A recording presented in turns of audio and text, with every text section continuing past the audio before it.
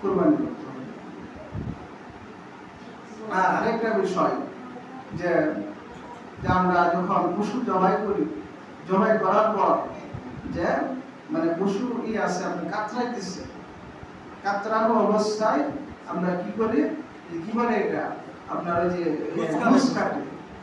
যে পশুর যতক্ষণ পর্যন্ত তার জীবন থাকবে, যতক্ষণ পর্যন্ত সে না মরে যাবে, ততক্ষণ পর্যন্ত তার কোনো অঙ্গ মানে ঘুষ কাটা যাবে, ঘুষ তাড়াতাড়ি কাটে জীবনটা চলে যাবে।